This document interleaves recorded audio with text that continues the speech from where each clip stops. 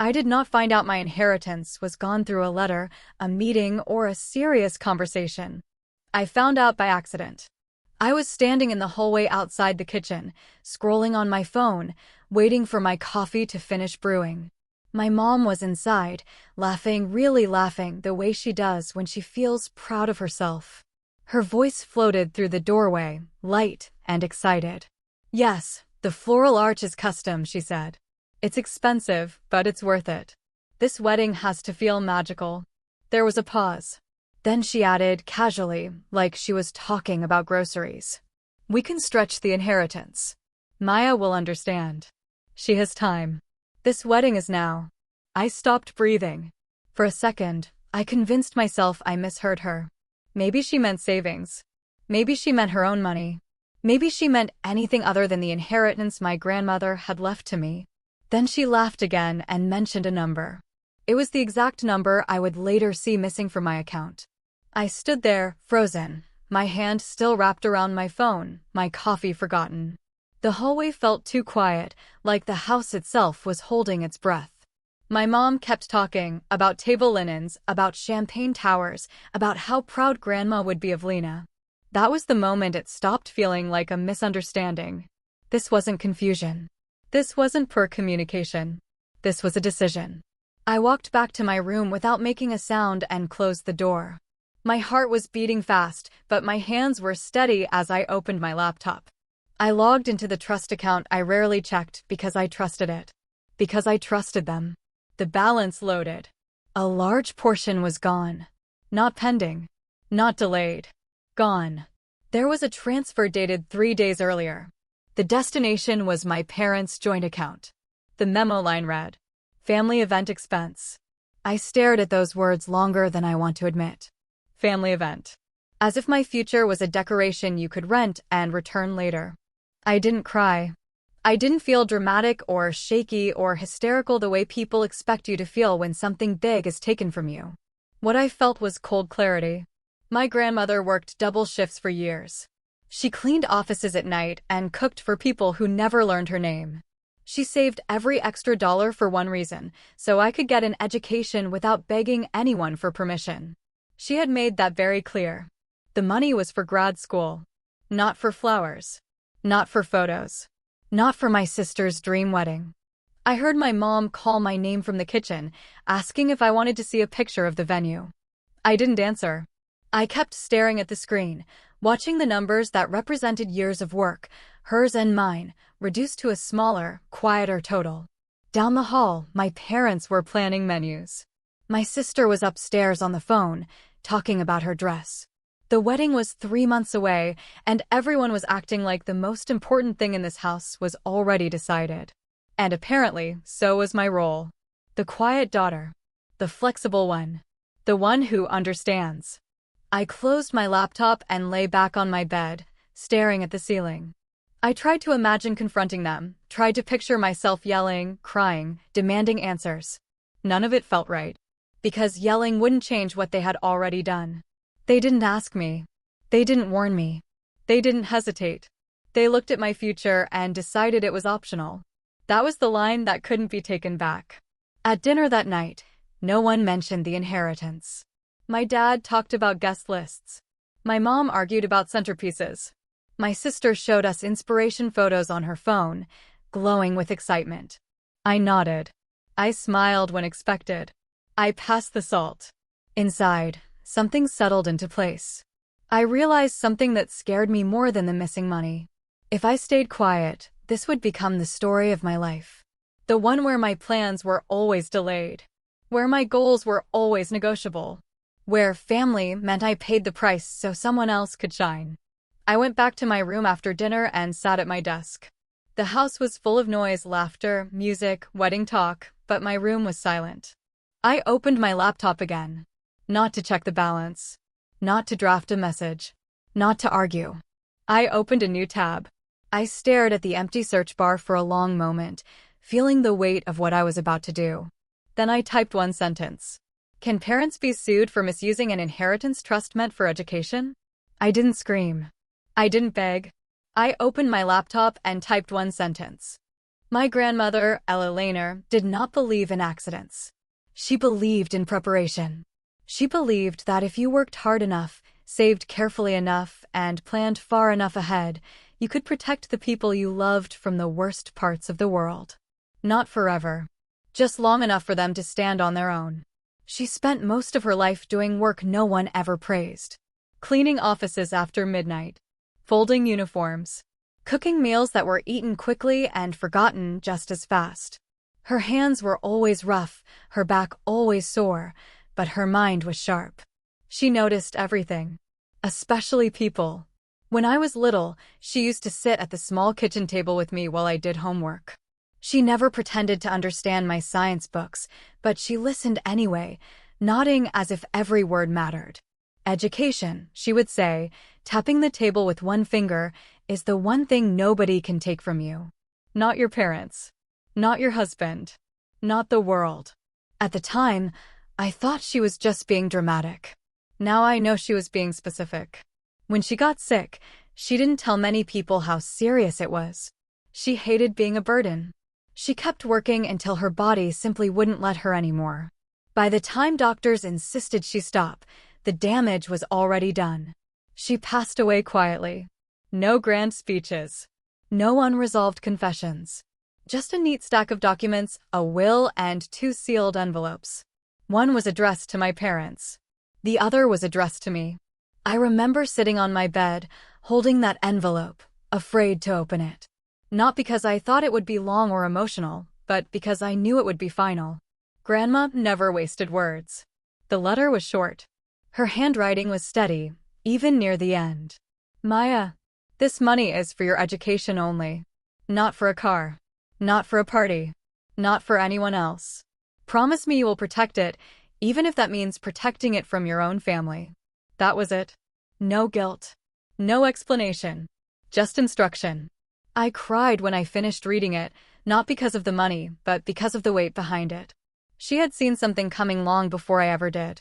At 18, I promised her. Out loud. Without hesitation.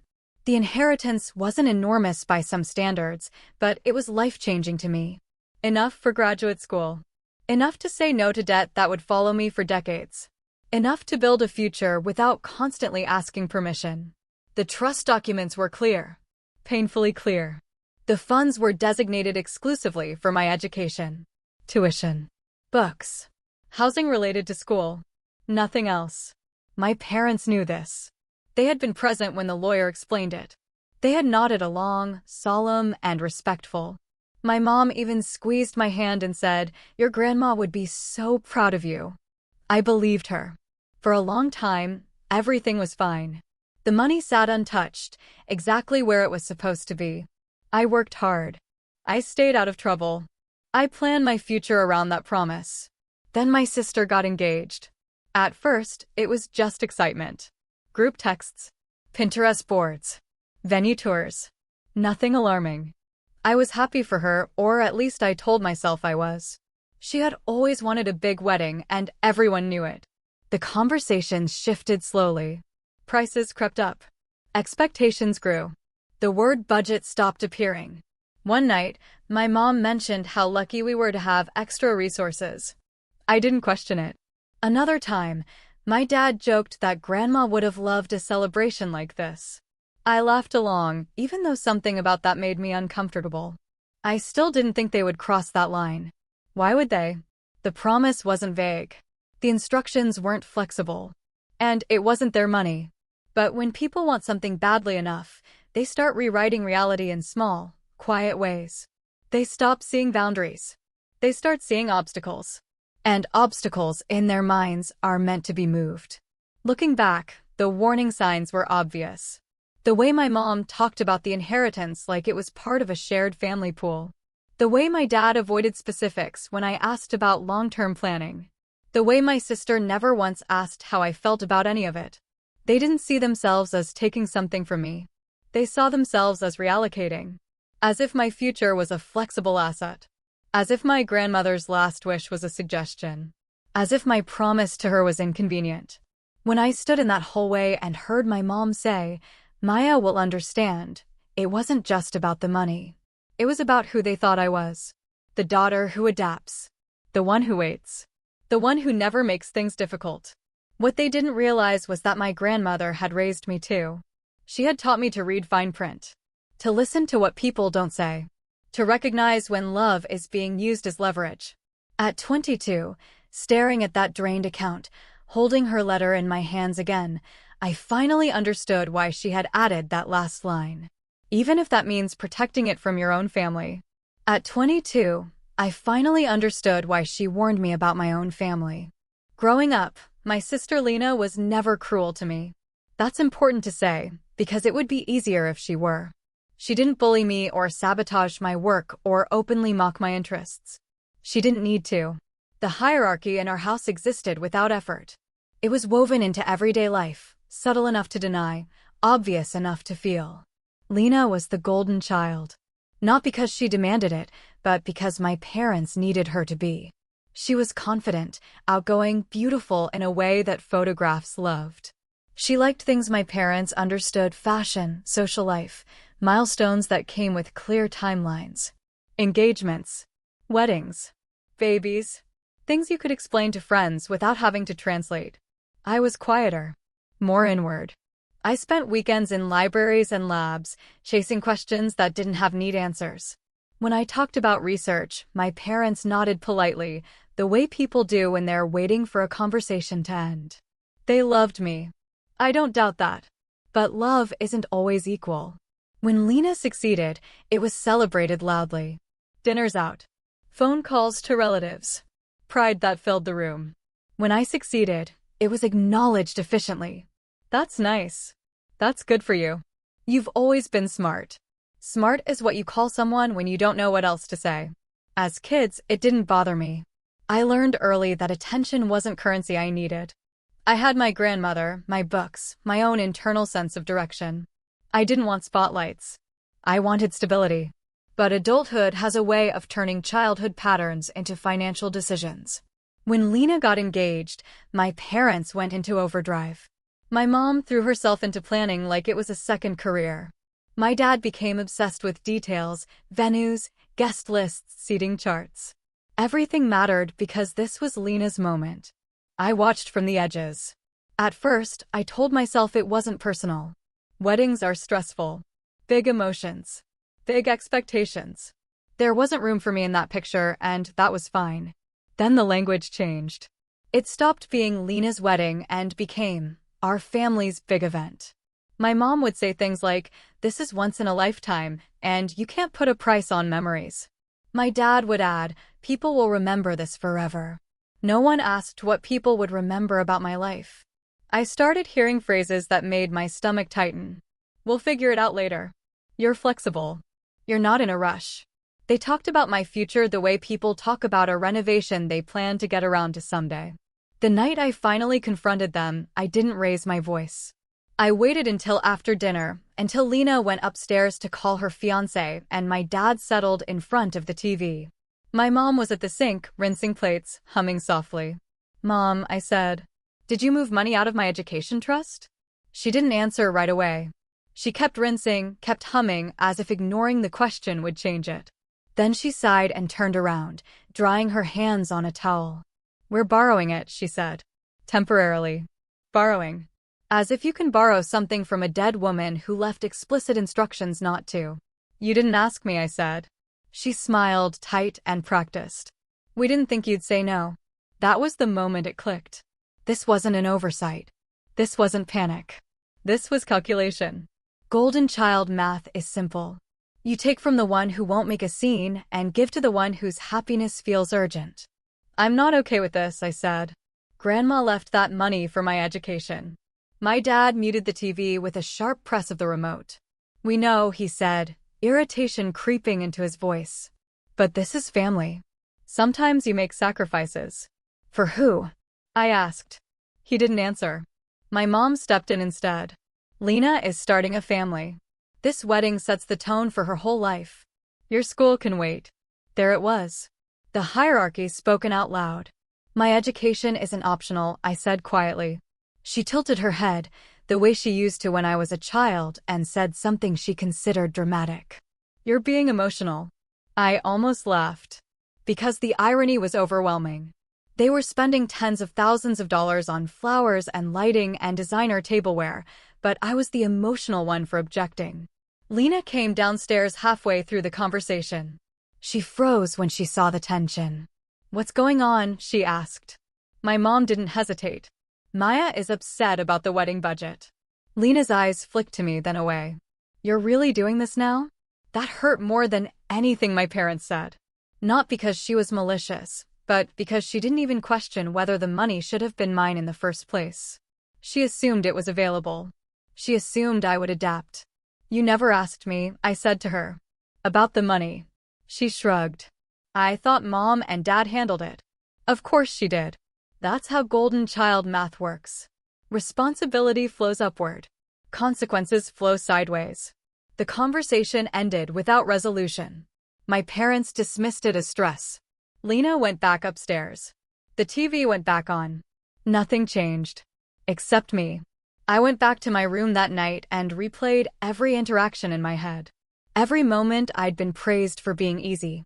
Every time I'd been told I was mature for understanding. Understanding, I realized, was just another word for accepting less. They didn't think they were choosing Lena over me. They thought they were choosing peace. But peace that requires one person to shrink is just quiet injustice.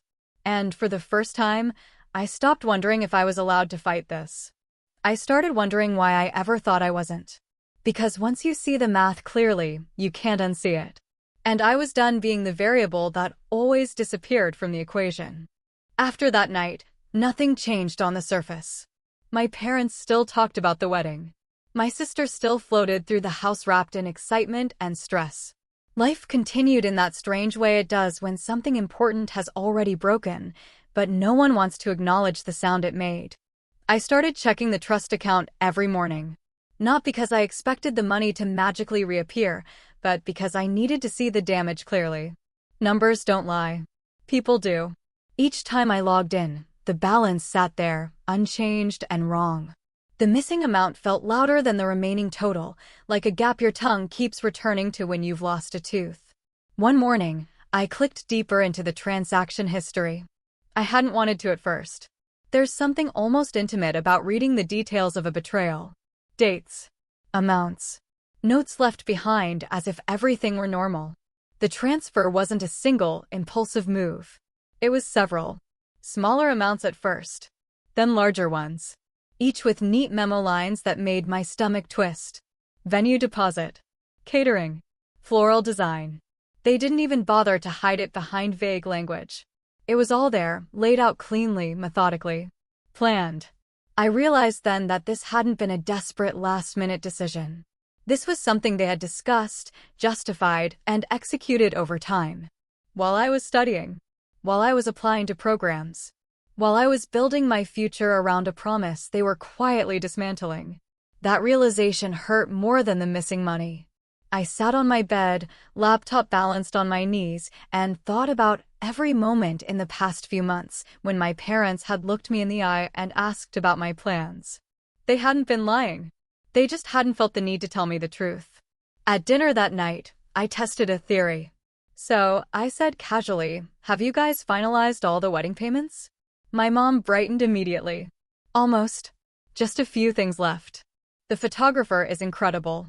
Wait until you see the preview shots." My dad nodded. "It's expensive, but you only do this once." I pushed a piece of food around my plate. "How are you covering the remaining costs?" There was the briefest pause. My mom waved a hand. "We're managing." Not we. Not family. Just managing. I didn't press further. I already knew the answer. That night, I pulled out my grandmother's letter again. The paper was soft at the edges from being folded and unfolded so many times. I traced the line she had underlined, the only emphasis in the entire note. Not for anyone else. I wondered if she had known my parents would do this. Or if she had simply lived long enough to understand human patterns. The next morning, I called the bank. I didn't accuse anyone. I didn't raise my voice. I just asked questions. What authority does a trustee have over withdrawals? What happens if funds are used outside the trust's purpose? Is beneficiary consent required? The woman on the line was polite, professional, careful. But her answers were clear. No, this was not allowed. No, this was not a gray area. Yes, it mattered. I thanked her and hung up, my hands shaking for the first time since all this started. Not from fear. From resolve. I confronted my parents again that evening. This time, I brought printouts. I laid them on the dining table, transaction histories, highlighted sections of the trust agreement, copies of my grandmother's letter. My mom stared at the papers like they were written in another language. "This is unnecessary," she said. "You're blowing this out of proportion." "I talked to the bank," I replied. "And a lawyer." That got their attention. My dad leaned forward. "You did what?" "I asked questions," I said. "The kind you didn't want me asking." My mom's face hardened. "We are your parents. We don't need to justify every decision to you. You do when it involves money that legally isn't yours," I said. The room went quiet. Lena wasn't there this time. I was glad. This wasn't about her anymore.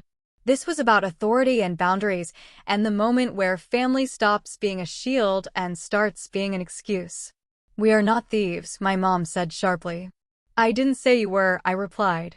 "I said the money was taken without my consent." "That's the same thing," she snapped. "No," I said. "It's worse. Because you convinced yourselves it was love." My dad stood up, pacing. "What do you want, Maya? For us to cancel the wedding? Lose deposits? Humiliate your sister?" "I want the money put back," I said. "And for you to stop touching it." They exchanged a look. The kind people exchange when they're deciding whether to admit fault or double down. "We can't," my dad said finally. "The deposits are paid. The money's gone." "There are other ways," I replied. "You can take a loan. You can scale back. You can postpone." My mom laughed, short and bitter. "You have no idea how this works." "I know exactly how it works," I said. "You took from me because you thought I wouldn't fight back." That was the sentence that ended the conversation. My mom's eyes flashed. "If you do this," she said slowly, "you will destroy this family." I held her gaze. "You already did. I'm just refusing to pretend otherwise." That night, I didn't sleep. Not because I was afraid, but because something irreversible had started moving. The transfer had already happened. The choice had already been made. Now all that remained was whether I would accept it quietly or force it into the light. And for the first time, I knew exactly which one I was going to choose. After that confrontation, the house changed. Not in loud ways. No slammed doors. No screaming matches. Just a slow, deliberate shift in temperature, like someone had turned the warmth down 1 degree at a time. Conversations stopped when I entered a room. Plans were discussed just out of earshot. My parents didn't argue with me anymore. They did something worse. They reframed the story. Suddenly, this wasn't about a trust or a promise or money that had been taken without permission. It was about my attitude, my tone, my refusal to move on. My mom started saying things like, "You've always been sensitive, and you're letting stress get the best of you." My dad told relatives I was going through something and needed space. They weren't denying what they'd done. They were denying that it mattered. At dinner one night, my aunt called. I could hear my mom through the thin wall of the hallway, her voice soft and wounded. "She's threatening legal action," she said. "Over family money." Can you believe that? Family money. Not her inheritance. Not grandma's instructions. Family money. When she hung up, she looked at me with tired disappointment. "Your aunt is worried about you," she said. "She thinks you're letting bitterness ruin your relationships." I wanted to ask why no one was worried about my future. Instead, I nodded and went back to my room. That became the pattern. Anyone who disagreed with me wasn't addressing the issue. They were diagnosing me. Selfish. Cold. Ungrateful. My sister stopped speaking to me entirely. When she did, it was through my mom. "She's heartbroken," my mom would say. "She doesn't understand why you do this to her." As if I had woken up one day and decided to target her happiness for sport. I started keeping notes.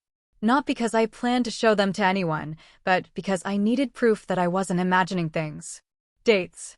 Exact phrases. Who said what and when. It was grounding. Like holding onto a railing in heavy fog. One afternoon, my dad knocked on my door. He didn't wait for an answer. He sat on the edge of my bed like he used to when I was a kid and had done something wrong. That alone made my chest tighten. "You need to think about the bigger picture," he said. "I am," I replied. He sighed. "No, you're thinking about yourself. Family isn't about contracts and letters. It's about trust." The irony was almost impressive. "You broke the trust first," I said calmly. He waved a hand. "We're talking about money. That comes and goes. What doesn't come back is relationships." "Neither does time," I said. "And you spent mine." That was when he said the thing that finally stripped the conversation of all pretense. "If you go through with this," he said quietly, "don't expect things to go back to the way they were." I looked at him. "Is that a warning?" I asked, "or a threat?" He didn't answer. That night, my mom sent me a long text while sitting just one room away. "I don't recognize you anymore.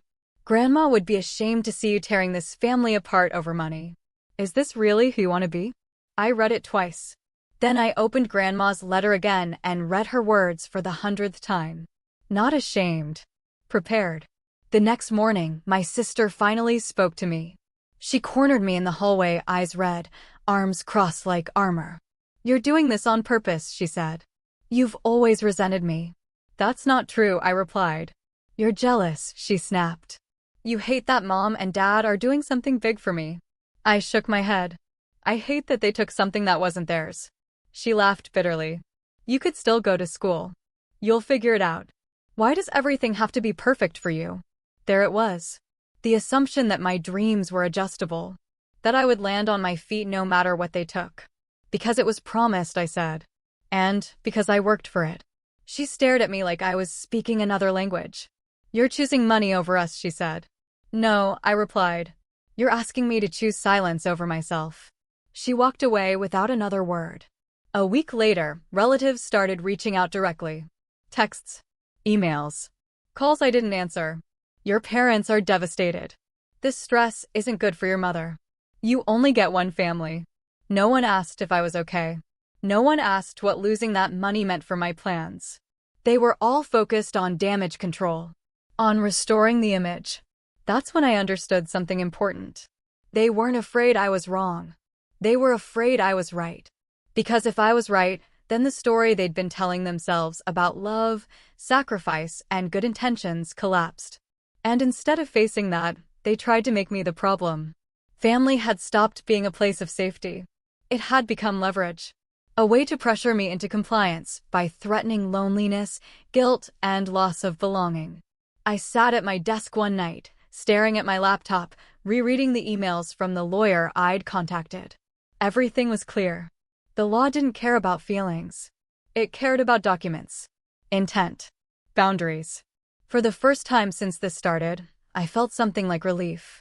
Because no matter how many times they called me dramatic or ungrateful, the truth didn't change. The money was never theirs. And I wasn't cruel for defending it. I was just no longer willing to disappear to keep everyone else comfortable. That was when I stopped asking myself if I was allowed to go through with this. And started asking what would happen if I didn't. The lawyer's office didn't look like the places you see in movies. There were no dark wooden walls or intimidating shelves lined with leather-bound books. No dramatic skyline view meant to remind you how small you are. It was clean, bright, almost ordinary. White walls. A glass desk. A plant in the corner that looked like it had never been watered by someone who truly cared. That somehow made it worse. Because there was nothing theatrical about what I was doing. No adrenaline. No rush. Just a quiet acknowledgement that this had crossed from family conflict into something that needed structure, rules, and consequences. Rebecca Martinez greeted me with a firm handshake and a calm smile. She looked like someone who listened more than she spoke, which immediately made me trust her. "Tell me everything," she said, settling into her chair. "Start wherever you want." So I did. I told her about my grandmother, about the letter, about the trust, about the wedding, about the transfers, about the way my parents spoke as if my future were a flexible suggestion instead of a protected promise. I didn't exaggerate. I didn't editorialize. I just laid it out the way it had happened, one fact after another. Rebecca didn't interrupt. She took notes. She asked clarifying questions. She circled dates and underlined phrases in the trust documents I'd brought with me.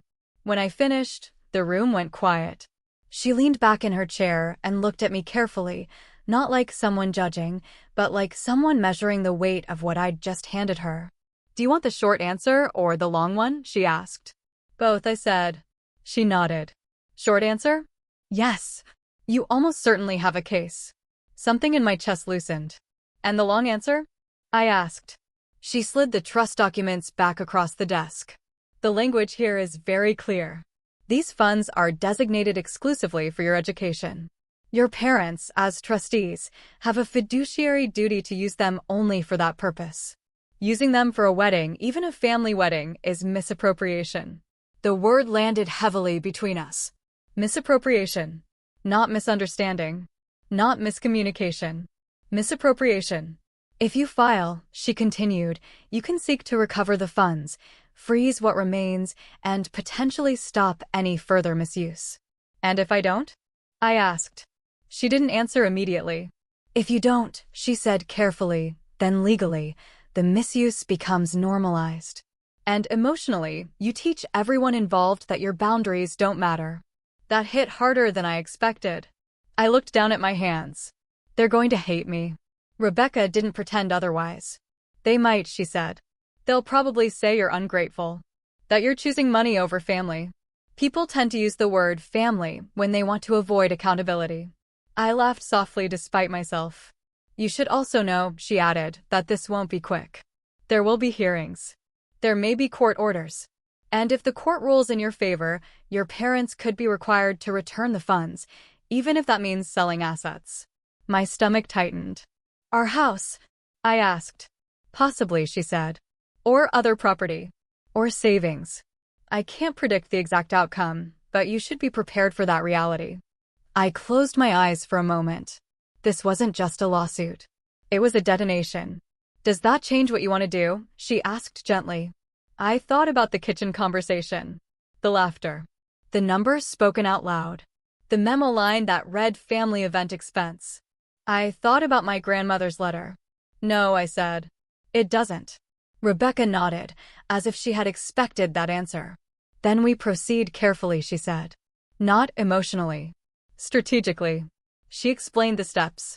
Filing for an injunction to freeze the remaining funds. Notifying my parents formally. Letting the court establish boundaries where my family refused to. It all sounded clinical. That was a relief. Because for weeks, everything had been framed as emotion. Hurt feelings. Family stress. Drama. This wasn't drama. This was documentation. Before I left, Rebecca paused. "One more thing," she said.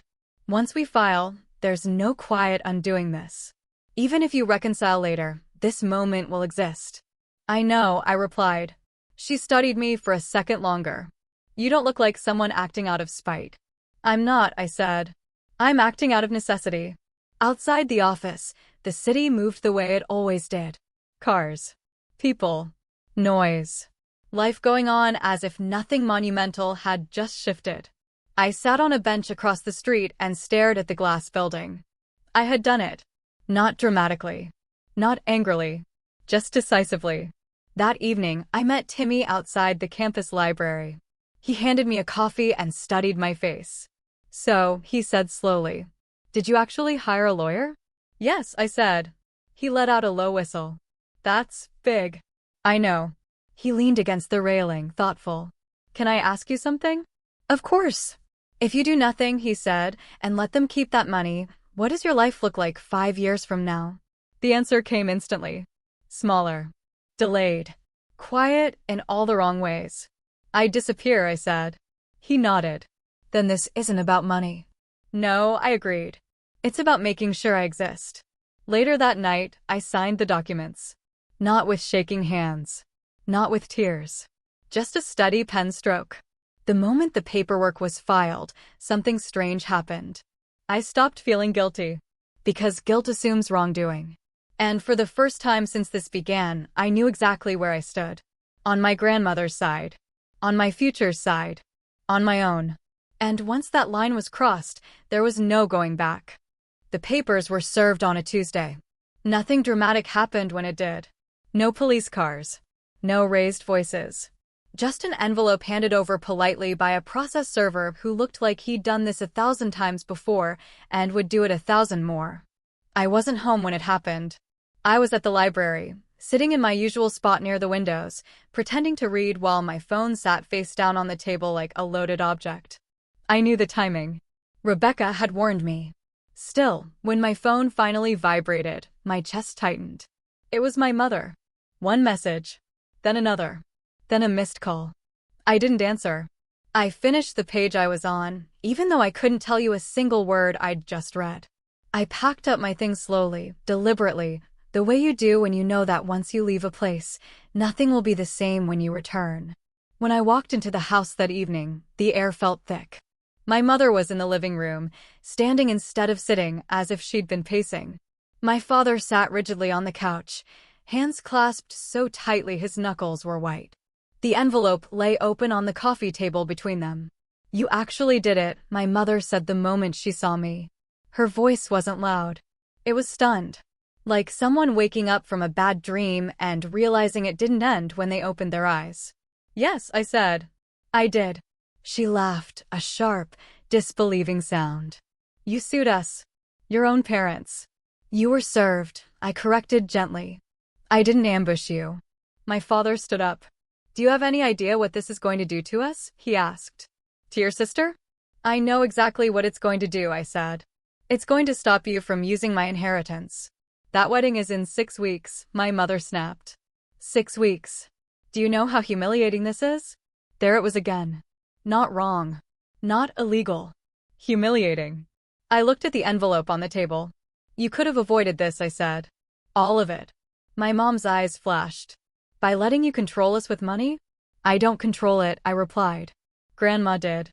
That was the moment her composure cracked. She turned away from me, pressing a hand to her mouth.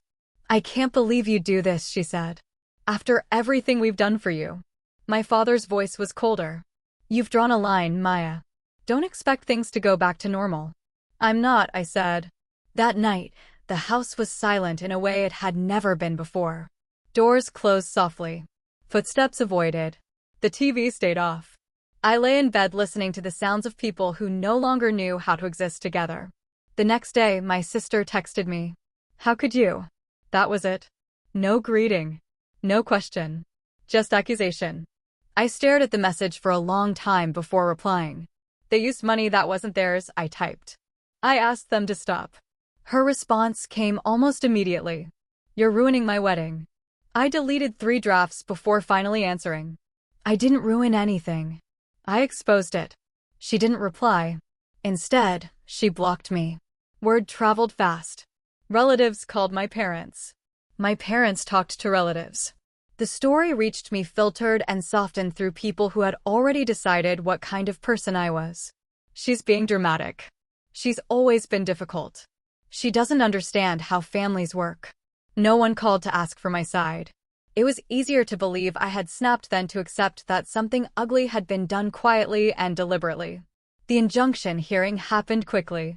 Rebecca argued calmly, presenting documents, timelines, trust language. My parents' lawyer tried to frame it as a family dispute blown out of proportion by a stressed young woman. The judge didn't buy it. She ordered the remaining funds frozen immediately. No more transfers. No more borrowing.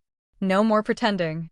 When we walked out of the courthouse, my parents didn't look at me. I should have felt relief. Instead, I felt hollow. Because winning an early battle doesn't undo the cost. The wedding planners kept calling. Vendors wanted assurances.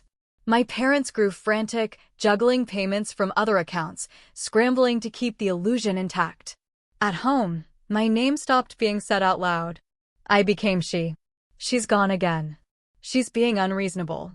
I started staying out late, studying longer, spending nights at Timmy's apartment when I couldn't stand the quiet tension. One evening, he asked the question I hadn't let myself ask. "Do you regret it?" I thought about the frozen account, the judge's order, the fact that my future was no longer being quietly dismantled while I smiled through dinners. "No," I said. "But I grieve it." "Grieve what?"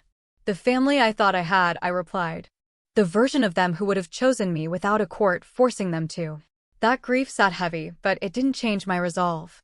Because every time doubt crept in, I remembered the memo line. Family event expense. And I knew that if I backed down now, I'd spend the rest of my life learning how to swallow things I shouldn't have had to lose. The fire hadn't come yet, but the fallout had begun. And it was already irreversible. The courtroom smelled faintly of paper and disinfectant, like a place designed to strip emotion out of everything that entered it. That suited me. By the time the first full hearing arrived, I had learned something important. Courts do not care about intent the way families do. They don't weigh feelings. They don't soften truths to preserve harmony. They look at language, responsibility, and actions. And the language in the trust was mercilessly clear. Rebecca sat beside me, flipping through a neatly organized binder. My parents sat across the room with their lawyer. They didn't look angry this time. They looked tired. The wedding was now less than a month away. I could see it in my mother's posture, the tension in her shoulders, the way she kept glancing at her phone as if bad news might appear on the screen at any second. My father stared straight ahead, jaw tight, like he was bracing for impact. When the judge entered, everyone stood. There was no drama in her voice as she spoke. No condemnation. No sympathy. Just precision. Rebecca laid everything out again. The trust's purpose. The documented transfers. The memo lines. The timeline that showed the money being moved deliberately, not accidentally. My parents' lawyer tried a different strategy this time. She would have still been able to attend graduate school, he said, gesturing vaguely toward me. The family simply redistributed funds temporarily for an important life event. The judge raised an eyebrow. Is graduate school attendance the standard, she asked, or is adherence to the trust's explicit purpose the standard? Silence. Rebecca didn't smile. She didn't need to. The court does not measure harm by whether the beneficiary might survive the misuse, the judge continued. It measures whether the misuse occurred. She turned a page in the documents. The trust language specifies education only. A wedding does not qualify under any reasonable interpretation of that phrase. My mother's face went pale. The judge issued a temporary order on the spot. All remaining trust funds were to remain frozen. No further expenditures were allowed. Any additional misuse would be considered contempt. I felt a strange calm settle over me. This wasn't vindication. It was containment. Outside the courtroom, my parents finally spoke to me. You could stop this, my mother said, voice shaking. We can fix it quietly. How? I asked. We'll figure something out, she insisted. But not like this. Not publicly. My father stepped closer. Think about what this is doing to Lena. I replied. That's why I didn't wait. They looked at me like they were seeing a stranger. Maybe I was. Because the version of me they'd raised believed conflict was something to be endured, not addressed. That version didn't exist anymore. As the days passed, the pressure intensified. Vendors demanded final payments. The wedding planner called repeatedly. My parents juggled accounts, trying to keep everything afloat without touching the frozen funds. They were running out of room. One night, I overheard my dad on the phone in the kitchen. We can cover some of it, he said. Yes, I know the date. We're trying. Trying. As if effort could replace legality. The truth was simple. The wedding had been planned around money that now legally had to be returned. And the court didn't care how close the big day was. It didn't care how many invitations had been sent. It didn't care how many guests had booked flights. It cared about compliance. Rebecca called me the following week. There's a good chance the final ruling comes down very close to the wedding date, she said. If that happens and the court orders restitution, your parents will have to prioritize returning the funds over paying remaining vendors. What if they don't? I asked. Then enforcement begins, she said. Liens. Asset seizure. The court ensures its orders are followed. I stared out my apartment window, watching students cross campus with backpacks and coffee cups, oblivious to the quiet storm gathering around my family. And the wedding? I asked. Rebecca paused. That's not the court's concern. That sentence stayed with me. Not cruel. Not vengeful. Just true. The wedding wasn't sacred to the law. It was just another expense. My sister finally unblocked me 2 weeks before the ceremony. "Are you still coming?" she asked. The message sat on my screen, heavy with expectation. Part of me wanted to lie, to say I was busy, sick, out of town. But I didn't. Yes, I typed. "I'll be there." I wasn't sure why yet. But something told me this story wasn't meant to end in a courtroom hallway. Something told me the consequences were going to need witnesses. And for the first time since this began, I felt something colder than fear. I felt inevitability. Because when you build a celebration on someone else's future, the collapse doesn't ask permission. It just waits for the right moment. And the clock was ticking. The final ruling came down on a Thursday morning, 3 days before the wedding. Rebecca called me just after 9. Her voice was steady, professional, but there was an edge to it I hadn't heard before. "It's in," she said. "And it's strong." I sat on the edge of my bed, phone pressed to my ear, heart pounding in that quiet, controlled way that comes before something irreversible. "What does that mean?" I asked. "It means the court found unequivocally that the trust was misused," she said. "Your parents have been ordered to restore the full amount taken, plus interest, within 90 days. I exhaled slowly. "And if they can't?" I asked. Rebecca didn't soften it. "Then assets can be liquidated. Property. Savings. Whatever is necessary to comply." The house. I pictured it instantly. The old living room. The dining table where all of this started. The walls still covered in framed photos of a family that no longer existed in the way those pictures suggested. "There's more," she added. I closed my eyes. "Go on." "Any payments made toward the wedding after the injunction, any attempt to divert funds that should be restored to the trust, can be used as evidence of contempt." The meaning was clear. The wedding was now legally radioactive. My parents couldn't keep paying for it the way they had planned. And if they tried to push through anyway, it would only make things worse. "Do they know yet?" I asked. "They've been notified," Rebecca said. "Officially." When the call ended, I sat there for a long time, phone resting in my lap. This was the moment everyone warns you about when you take a stand. The moment where winning stops feeling clean. Because I hadn't just protected my future. I had put a timer on theirs. I went home that evening. The house felt like a waiting room. Suitcases half-packed for out-of-town relatives sat by the stairs. Garment bags lined the hallway. The air smelled faintly of dry cleaning and panic. My mother was on the phone when I walked in. She hung up immediately. "They're threatening to pull out," she said, voice tight. "The florist. The venue manager. Everyone is suddenly nervous." "I know," I said. She stared at me like she wanted to say something sharp, something final. Instead, she pressed her lips together. "We need to talk," my father said from the kitchen. We sat at the table. No papers this time. No raised voices. Just 3 people who understood, finally, that there were no more options left that didn't hurt. "The court gave us 90 days, my dad said. "That doesn't mean we can't still have the wedding." "It means you have to put the trust back first," I replied. He nodded stiffly. "Which means we might need to sell the house." The words hung in the air. My mother inhaled sharply. "This is insane," she said. "All of this for money." "For the promise attached to it," I said. She turned to me, eyes glossy. "Do you know what people will think if this falls apart now?" "I know what Grandma would think," I said quietly. Silence. That night, my sister came into my room for the first time in weeks. She didn't knock. She stood there in her robe, makeup wiped off, looking smaller than I remembered. "Did you really have to do it like this?" she asked. I didn't pretend not to know what she meant. "I asked them to stop," I said. "They didn't." Her voice cracked. "You could have waited." "For what?" I asked. "For the money to be completely gone?" She shook her head. "You always do this.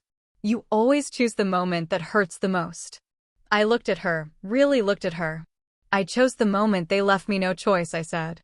She turned away without another word. 2 days before the wedding, the calls intensified.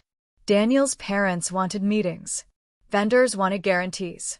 The wedding planner's cheerful tone disappeared completely. I heard my mother crying in the bathroom late that night. Not sobbing. Just quiet, exhausted grief. And for the first time since this began, I felt the full weight of what I had set in motion. Not regret. Responsibility. The next morning, I stood in front of my closet, staring at the dress I planned to wear. Simple. Black. Unremarkable. I could still back out, a voice whispered. I could not go. I could let the consequences unfold without my presence. But something about that felt wrong. If I stayed away, the story would be easy to rewrite. I'd be the absent villain. The cold sister. The one who attacked from the shadows. If I showed up, there would be no hiding. I texted Rebecca. I'm going to the wedding. She replied a minute later. I assumed you would. Just remember, everything that happens now is a result of their choices, not yours. On the morning of the wedding, my phone buzzed again. A text from Lena. Please don't do anything today. I stared at it for a long time. Then I typed back. I'm not doing anything. I'm just not lying anymore. As I got dressed, fastening my grandmother's necklace around my neck, I realized something strange. I wasn't nervous. I wasn't angry. I was calm. Because whatever happened next, the truth was already set in motion. And this time, it wasn't going to stay hidden behind flowers and music and forced smiles. This time, it was going to be seen. The venue looked exactly the way my mother had promised it would. White roses everywhere. Tall arrangements that brushed the chandeliers. Soft lighting designed to make everyone look better than they felt. Champagne flutes lined up with military precision, waiting for hands that believed this day was uncomplicated. From the outside, it was flawless. From the inside, it was already cracking. I arrived early, not because I was eager, but because I wanted to see it before the story changed. Before people decided what version of events they would remember. I wore a simple black dress. No drama. No statement pieces. Just the necklace my grandmother used to wear, resting against my collarbone like a quiet witness. The moment I walked in, I felt it. The tension. It sat under the music, under the laughter, under the polite greetings. People smiled too quickly. Conversations stalled when I approached. My name traveled faster than I did. That's her. The sister. The lawsuit. My parents avoided my eyes. My mother moved from group to group, her smile bright but brittle, like glass stretched too thin. My father hovered near the coordinator, checking his watch, whispering urgently, nodding too often. Lena was in the bridal suite when I arrived. I didn't see her until just before the ceremony. When she did step out, she was stunning. Perfectly styled. Veil in place. The kind of bride people dream of being. But when her eyes met mine, something flickered. Fear.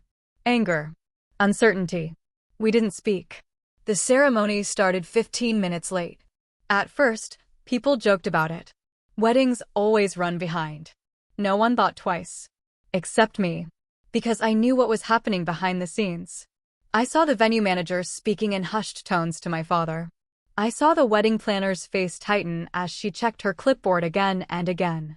I saw the DJ glance toward the coordinator, waiting for a signal that didn't come.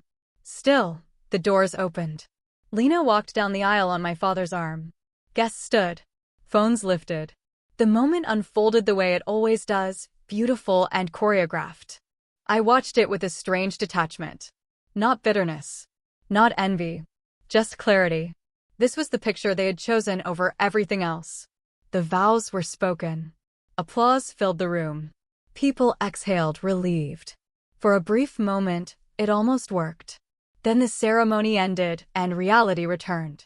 Guests moved toward the reception area, glasses clinking, voices rising.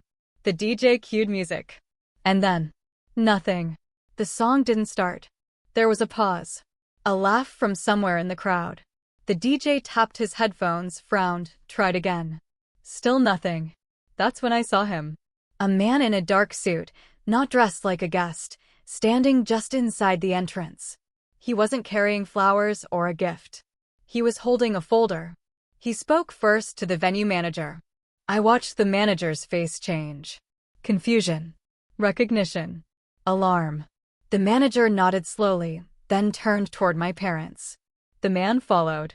My mother was mid-laugh when he approached her. Whatever he said was quiet. Professional. Calm. Her smile froze. My father stepped in, his voice low, urgent. The man handed over the documents. I couldn't hear the words, but I didn't need to. The room felt it. The music still hadn't started. Guests began to notice. Conversations trailed off. Heads turned. Phones came out not for photos this time, but for curiosity. The man in the suit spoke again, this time a little louder. Mrs. Johnson. Mr. Johnson.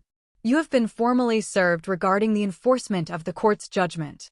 The word judgment rippled through the room like a dropped glass. My mother's face drained of color. This is inappropriate, she hissed. I understand the timing is unfortunate, the man replied evenly. But as of this morning, liens have been placed on your primary assets. Any attempt to divert funds owed to the trust to cover remaining wedding expenses may constitute contempt of court. The venue manager stepped forward, voice shaking. Are you saying we might not be paid? Silence. The worst kind. The man didn't answer immediately. He didn't need to. My father's shoulders slumped. The DJ looked helpless. The wedding planner whispered frantically into her phone. And then someone turned and looked at me. Then someone else. It didn't take long. My mother saw where their eyes had gone and followed the line. When she looked at me, there was no anger left. Just accusation. You did this, she whispered. I didn't shake my head. I didn't deny it. Because this wasn't something I had done today. This was something they had set in motion months ago. The room buzzed with confusion now. Guests whispered openly. A few people slipped out, pretending to take phone calls. Others stayed, rooted to the spot by disbelief. The coordinator cleared her throat and stepped toward the microphone. Ladies and gentlemen, she said, forcing a smile. We're experiencing a brief delay. Before she could continue, the microphone crackled. And then my name was said. Maya, the bride's sister, has prepared a message.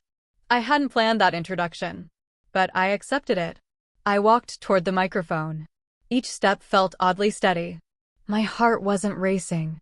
My hands weren't shaking.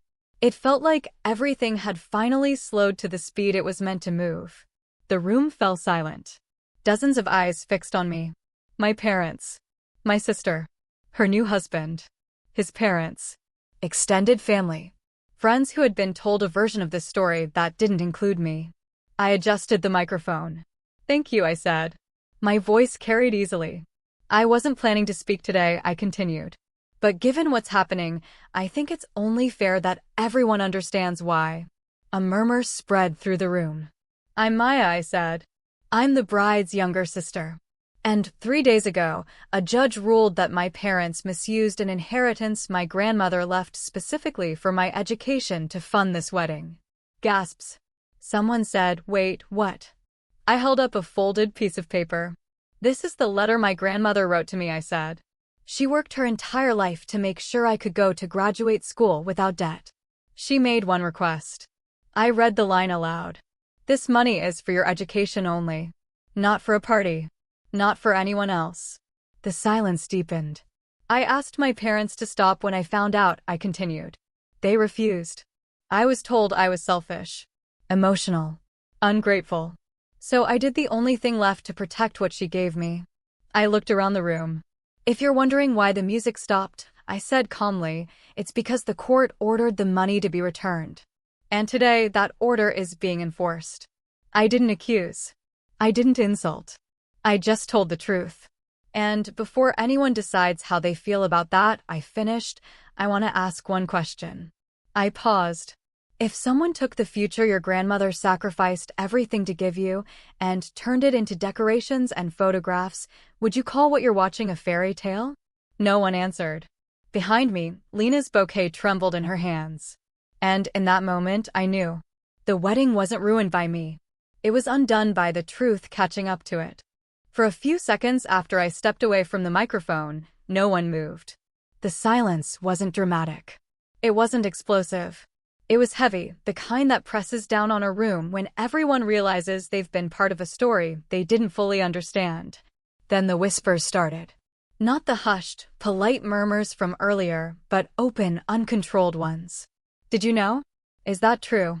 Oh my God. I watched Daniel turn slowly toward my sister. His expression had changed, not angry yet, just stunned. The kind of look you get when a truth lands and your mind is still trying to catch up. "Lena," he said quietly, "is that real?" She didn't answer right away. Her eyes flicked to my parents. My mother looked like she was about to faint. My father stared at the floor as if he could disappear into it. "Did you know?" Daniel asked again, this time louder. Lena swallowed. I didn't ask," she said. That was enough. Daniel's parents stepped forward immediately. His mother's smile was gone, replaced by something sharp and controlled.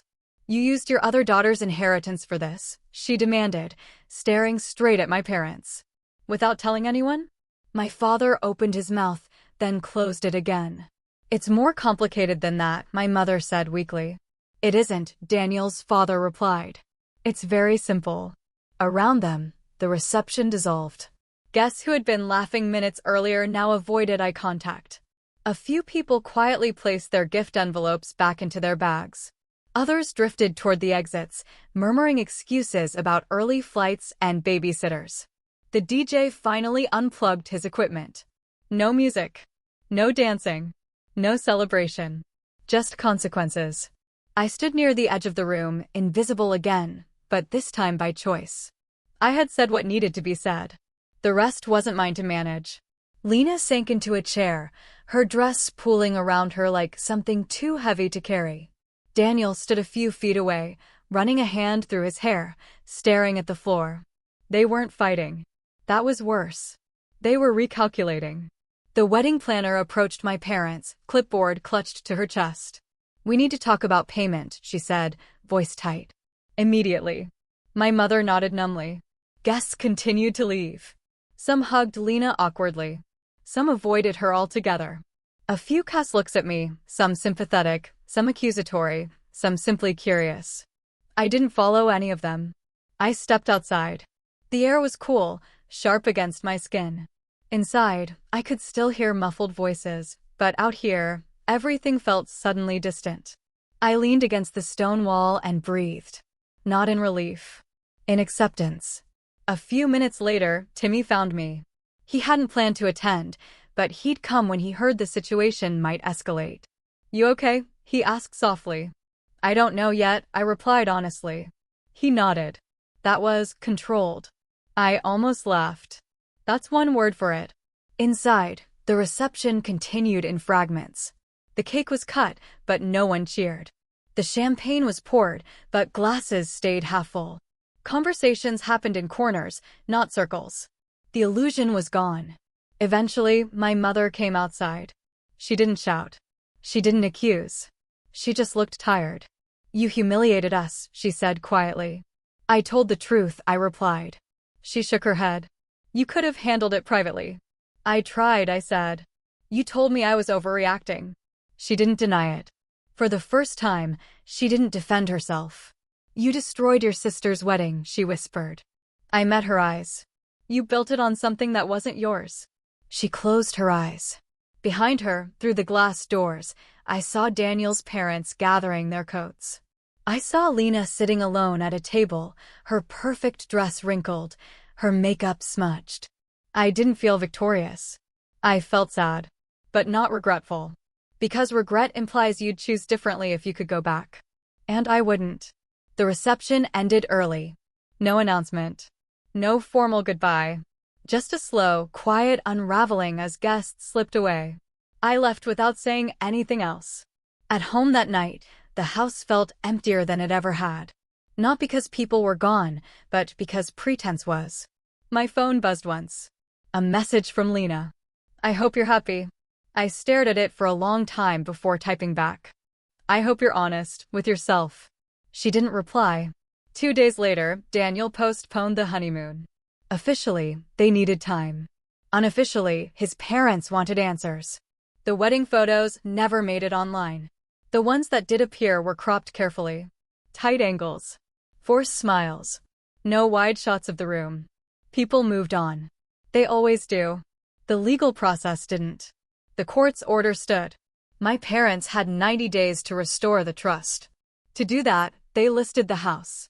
Watching the for sale sign go up felt surreal. That house held birthdays, holidays, family dinners. Now it held consequences. My father asked me one night, voice low, was it worth it? I thought about the question carefully. I don't think worth it is the right word, I said. Necessary is. He didn't respond. Life didn't magically improve after that. My family didn't heal overnight. My sister didn't forgive me. My parents didn't suddenly understand. But something important did change. I stopped shrinking. I stopped carrying responsibility for choices that weren't mine. And when I lay in bed that night, staring at the ceiling, I heard my grandmother's voice in my head, not sad, not angry, just firm. Promises matter. And for the first time, I knew I had kept mine. Consequences don't arrive all at once. They show up quietly in paperwork and conversations that end too soon, in spaces that feel unfamiliar even though nothing has physically changed yet. The wedding was over, but the fallout was only beginning. 2 weeks after the ceremony that wasn't, my parents listed the house. They didn't tell anyone at first. No announcement. No explanation. The sign appeared one morning like an admission no one wanted to make out loud. I noticed it when I pulled into the driveway after class. For sale. The letters were crisp and optimistic, as if this were a fresh start instead of a forced retreat. I sat in my car for a long time, staring at it. That house had been the backdrop of my entire childhood. Birthday candles. Late-night arguments. Homework at the kitchen table. My grandmother sitting in the corner chair when she visited, quietly watching everything. Now it was an asset. A line item. Something to be liquidated so a court order could be satisfied. Inside, the mood was fragile. My parents moved through the rooms like guests, careful not to touch anything unnecessarily. Conversations were clipped and practical. How much do we still owe? When is the first showing? What can we put in storage? No one mentioned the wedding anymore. Lena didn't come home often. When she did, she stayed in her room or left quickly. The distance between her and Daniel was visible even when they stood next to each other. They weren't fighting. They were reassessing. I heard bits and pieces through my mother, who still tried to protect appearances. They're just taking things slow. It's a lot to process. But I saw the truth in the pauses between words. Trust, once cracked, doesn't snap back into place. Daniel's parents had gone quiet. Invitations stopped. Group chats went silent. The people who once couldn't wait to be part of our family now kept their distance. Not out of cruelty. Out of caution.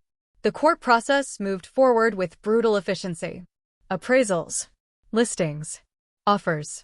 Rebecca kept me updated, calm as ever. This is standard, she told me. It's unpleasant, but it's how enforcement works. Unpleasant didn't begin to cover it. One night, as boxes started piling up in the living room, my mother sat at the table with her head in her hands. I never thought it would come to this, she said quietly. I didn't respond right away. Neither of us needed explanations anymore. You know, she continued, people keep asking what happened. I don't know what to tell them. I looked at her. You can tell them the truth. She let out a bitter laugh. You know that's not how it works. I did know. People like stories with villains and victims, not complicated chains of decisions that led here. Still, the truth existed whether it was told or not. The house sold faster than expected. Apparently, location still matters more than scandal. When the papers were signed, my parents sat across from each other in silence. My father's hands shook slightly as he held the pen.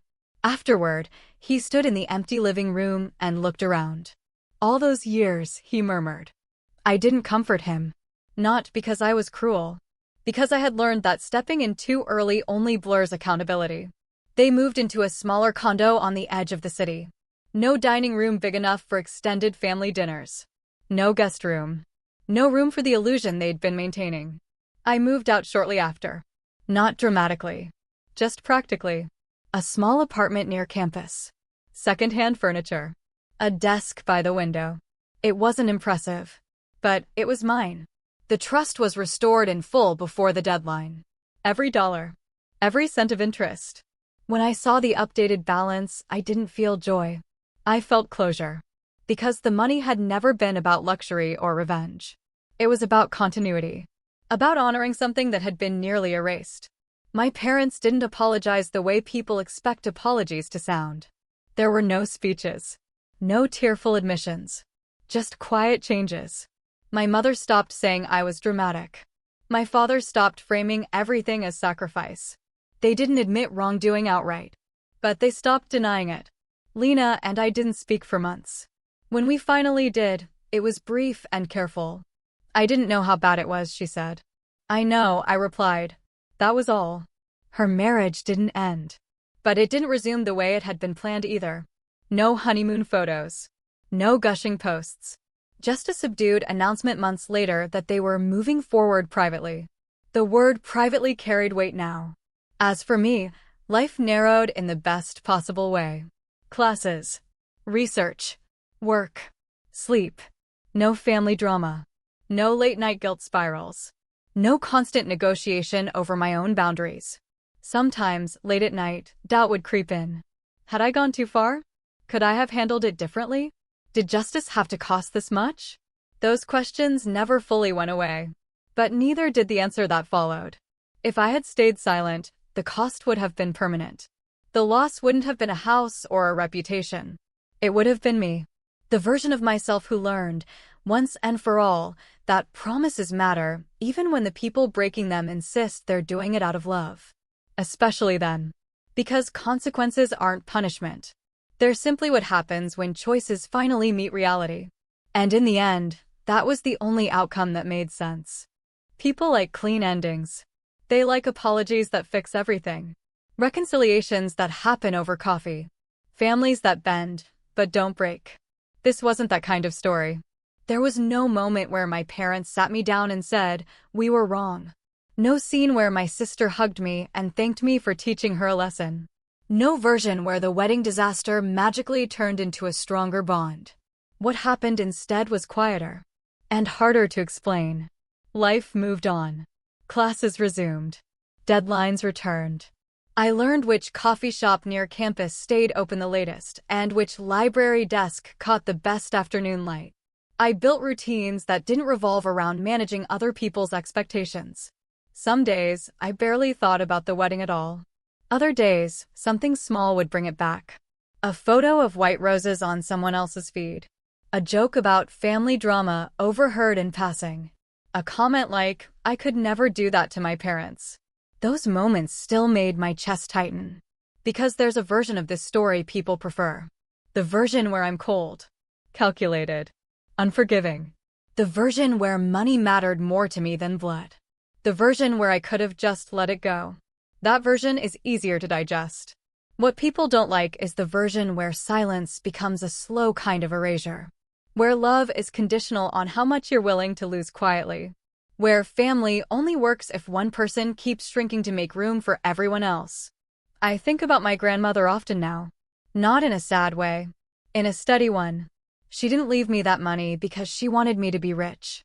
She left it because she wanted me to be free. Free to choose my path. Free to say no. Free to walk away from situations that asked me to disappear. She understood something my parents didn't. That generosity without boundaries becomes entitlement. That sacrifice demanded is not love. And that protecting your future isn't selfish, it's survival. There were moments, especially in the weeks after the wedding, when guilt tried to rewrite everything. When I'd replay my mother's face as the officer spoke. My sister sitting alone in her dress. My father standing in an empty living room after the house sold. Those images don't disappear just because you were right.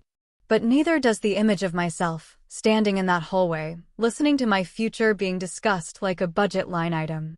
Or the memo that read family event expense. Or the sentence my grandmother wrote knowing exactly how this might unfold. Even if that means protecting it from your own family. I didn't choose conflict. I chose visibility. I chose not to be the quiet solution to someone else's comfort. And yes, it cost me things. A version of my family. A sense of ease at holidays. The illusion that love automatically equals safety. But it gave me something I didn't realize I'd been missing. Self-respect. Not the loud kind. Not the dramatic kind. The quiet kind that lets you sleep at night without rehearsing what you should have said. My relationship with my parents now is careful. We speak. We meet occasionally. We avoid certain topics. It's not warm, but it's honest. And honesty, I've learned, is sometimes the most generous thing you can offer, especially when pretending would be easier. Lena and I may never be close the way sisters are supposed to be in movies. But we exist in the same reality now. One where choices have weight. One where accountability isn't optional.